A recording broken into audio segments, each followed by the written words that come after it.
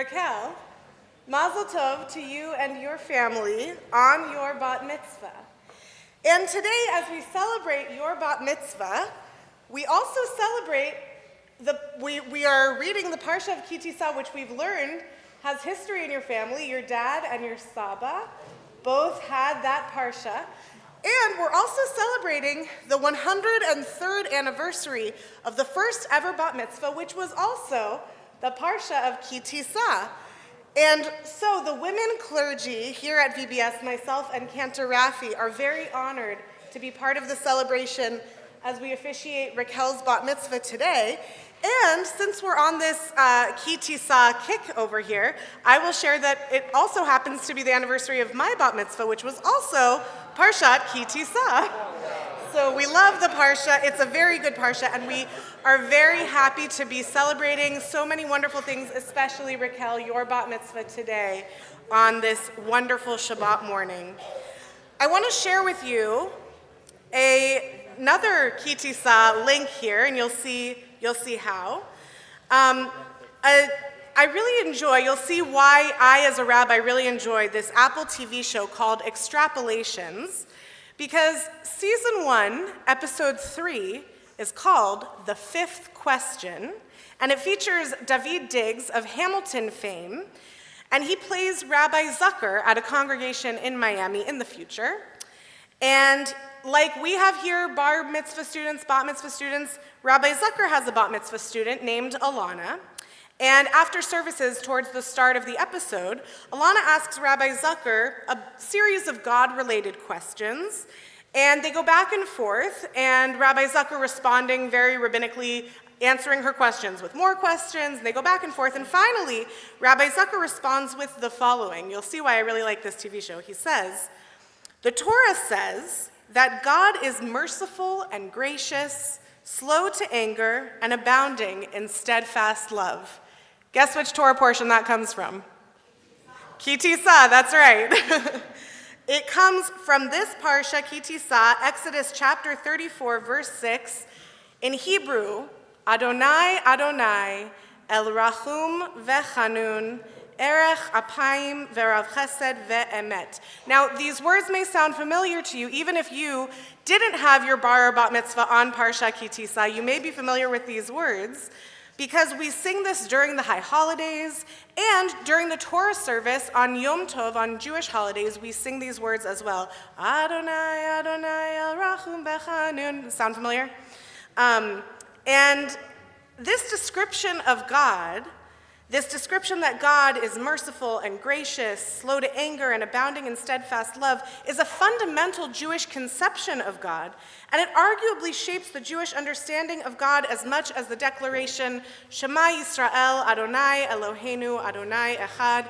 Hear, O Israel, Adonai is our God, Adonai is one. And yet, in distinction from our fellow Abrahamic faiths, Christianity and Islam, Judaism is not a creedal religion in the sense that one specific understanding of God does not affect a person's identity as a Jew. And so we as Jews have this expansive arena to explore our various authentically Jewish understandings of God, which can simultaneously add levels of complications, certainly plenty of questions as we see in the Extrapolations episode, and hopefully richness. As the name of our people Yisrael, as demonstrated in Shema Yisrael, hear, O you God wrestlers, recognizes, we are the people that wrestle and struggle with God, and as a part of that struggle, we also are striving to know God on a personal level, insofar as human beings can know God. Now this wonderful Parsha of Tisa, which is rich with so many really interesting events, including the incident of the golden calf, which Raquel will talk about in her Dvar Torah, we also find in the very same Parsha Moses striving to know God on a deeper level than he, this wonderful prophet of God, already knows.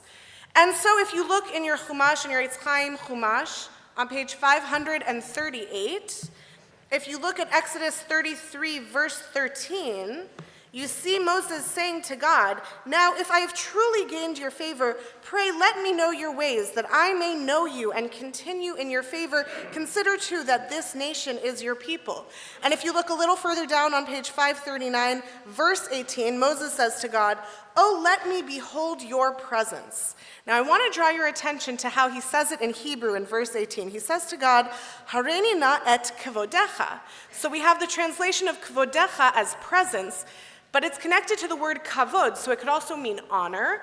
Please, God, show me your honor. Or when we talk about kavod related to God, we're talking about God's glory. So Moses is saying to God, show me your presence, your honor, your glory. I want to know you, God, on a deeper level. And then we get, on 539, we get God's response. God says to Moses, "I will make all my goodness pass before you." But, God says on verse 20, "You cannot see my face, for a human being may not see me and live." Now, when I read this cycle of Torah reading, because every time a new thing pops out at you, every year we read the Torah, at least that's my experience, I noticed something a little strange to me. God is saying, you cannot see my panim, you cannot see my face, right? But if you go back to page 538, verse 11, it says, "Vayidaber Adonai el Moshe panim el panim." Adonai would speak to Moses face to face. So what is going on here? That God is saying to Moses, you can't see my panim, you can't see my face. So, of course, as we know, when we talk about God's face, we're anthropomorphizing God. We're putting human conditions on God who does not have really a form. We talk about God's face. We talk about God taking us out of Egypt with an outstretched arm, but we know it's a metaphor. We know it's figurative. And Chizkuni, the French rabbi and commentator of the 13th century, reminds us to be aware this is figurative language. This is not God's actual face. And if you look on page 538, there's commentary on the bottom of the page on the phrase face to face. It says, "This figurative language is intended to convey the preeminence and the uniqueness of Moses as a prophetic figure who experiences a special mode of revelation. His experience is personal and direct, not mediated through visions or dreams, and the message always is plain and straightforward, free of cryptic utterances." So we have to remember when it says that they spoke panim el panim, face to face, that it's metaphorically speaking. And then I wonder, is Moses even asking to see God's face? What is Moses even asking about? So remember, he says, "Hareini na et kavodecha," let me behold your presence, your honor, your glory. And so it could be when God responds and reminds Moses, you can't actually see my face, that God, the master of Hebrew that we know God is making a connection between the word for face, panim, and one of the Hebrew words for insides, which is bifnim. They have similar letters and structure. So God is saying, you can't see my insides, but I can show you my goodness. I can show you the part of me that is El Rahum Vechanun, that is merciful, that is compassionate. I can show you my goodness, but I can't show you the inner workings of me. And so we are reminded that Moses in this parsha is striving to know on a personal level God or the divine or something greater than himself, as so many of us do. And God has to remind Moses of his humanity, which means we can only take this so far. And we have several commentators that note that God is saying to Moshe, reminding to Moses, it's not that I'm withholding this from you, but I have to remind you of your humanity and the boundaries that that entails. The Extrapolations episode that I spoke about actually ends with another conversation between Alana, the Bat Mitzvah student, and Rabbi Zucker about God. And in this conversation, Rabbi Zucker explains that while there are boundaries to our ability to understand God fully, as our commentators remind us, we have human comprehension, which is different than divine comprehension.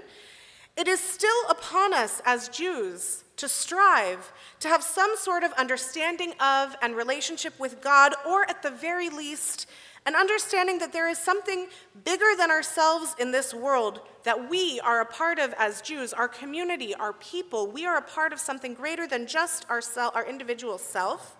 And because we're a part of something greater than ourselves, that comes with an awareness of the job we have to do as Jews to make the world a better place. And so my blessing for us is that however we understand God or the divine or this something greater than ourselves, we all find a way to leave the world even just a little bit better than we found it. And with Bat Mitzvah students like Alana in the Extrapolations episode, and like our Bat Mitzvah today, Raquel, I feel confident that we will be able to do just that. Shabbat Shalom.